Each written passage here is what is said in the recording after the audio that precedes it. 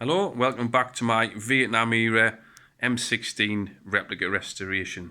I'm just making a quick update video of my progress I made since last night. Basically everything's been stripped down. I've cleaned best I can around the edges where the glue resin was and stuff like that. Everything's been test fitted and it goes together pretty well.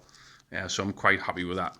I'm going to carry on with a bit more work. I'm going to fill in the seams and the gaps with model filler and then sand that back. Then it'll be ready to paint hopefully by the end of today.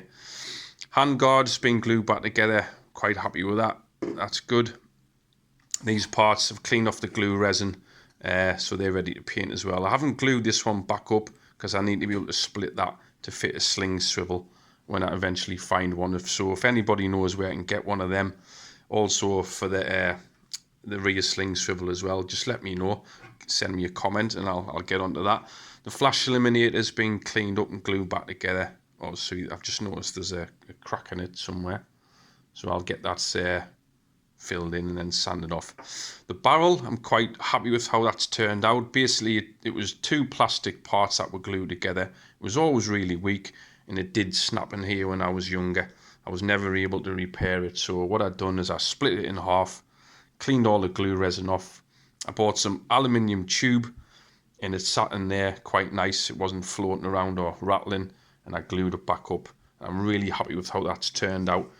And I also used a bit of the aluminium tube, glued it in there, and then the barrel sit over the top of it. So that's really quite strong now.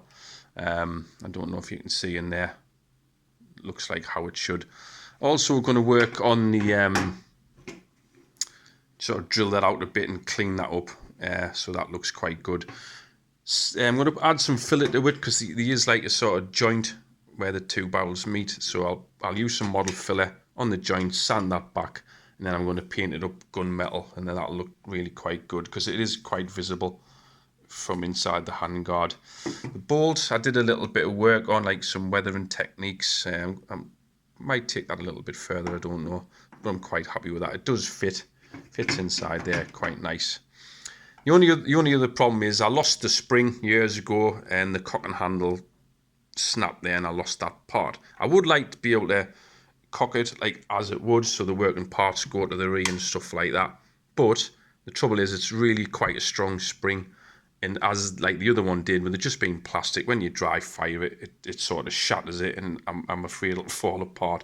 So I have to make the decision on whether to keep this down so the trigger mechanism doesn't work. It's not really important that it does or not, I don't know, but I'll decide later on what to do. It depends if I can get the other one stripped down and the parts go together well enough.